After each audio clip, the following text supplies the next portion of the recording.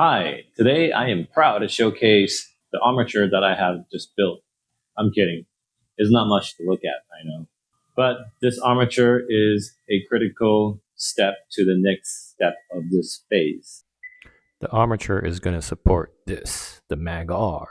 Much of the front end is sitting on the wooden armature, bumper, fenders, and the main quarter panels. For the cab and rearward, I have chosen to use 1 by 1 inch square tubing because it's a much longer distance. So there are challenges and unknown challenges. For the known challenges, one is how to obtain accuracy. Two is that the floor is not flat, and I don't know which way is what. So how do you deal with that? If you make entire clamshell like one piece, then you have to deal with left and right. And if it's not accurate in this phase, then the next phase is going to be off. Then you end up chasing this circle later on. Why did I choose to use the square tubing as an armature? Is because it spans from the cab all the way to the tail, and it's going to be longer pieces. Front end, the pieces are like fender, quarter main, they're shorter pieces.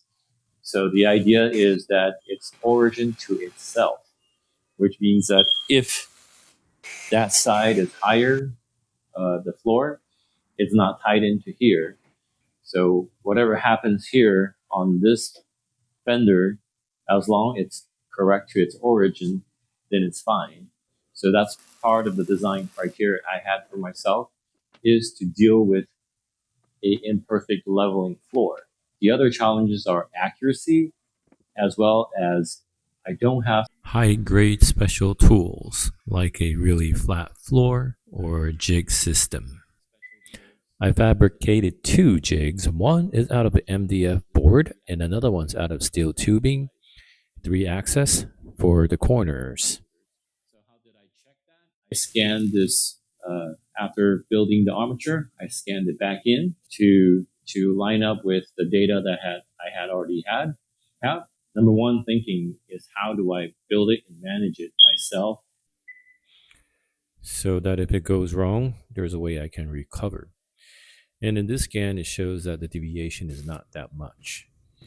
So for me, I was very happy with it. At this point in time, I am using my temporary jig that I just made out of the MDF board.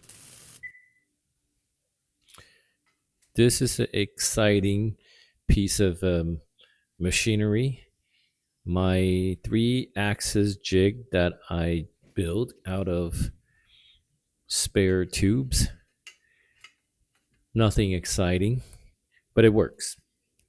You slide a tube in and you just weld them together.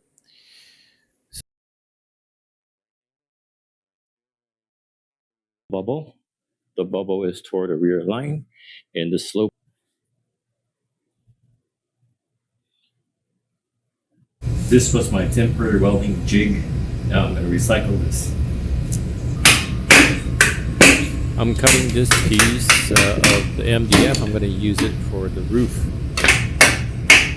support.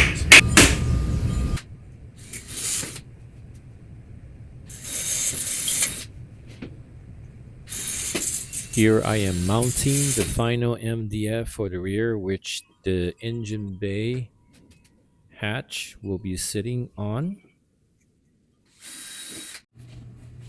Okay, this frame is now complete. It goes behind the firewall, the rest of the cab. Let's start moving this into position.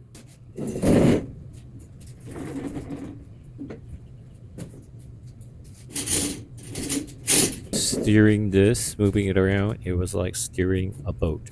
And I need to fit both sides of the steel tubing through these two slots.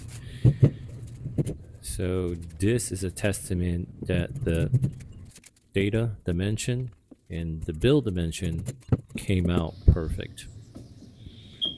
And I have the plate that I need in case. So this phase is complete.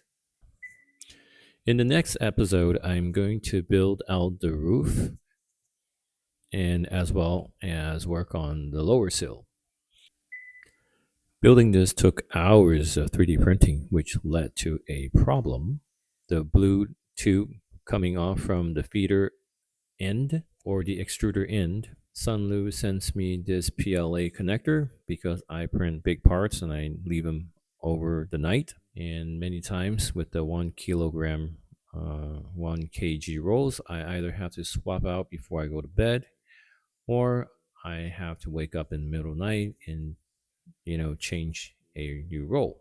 Using this PLA connector, it works on ABS, PTEG, and PLA, of course. That's what I mostly use.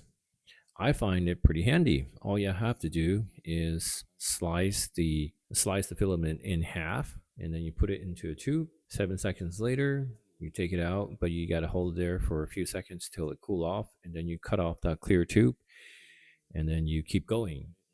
So it definitely beats. Well, I have older printer, so I would have to pause it, retract pull the filament back out, and insert a new one. But with this, it definitely came in handy. Thank you very much for watching. Please follow for more.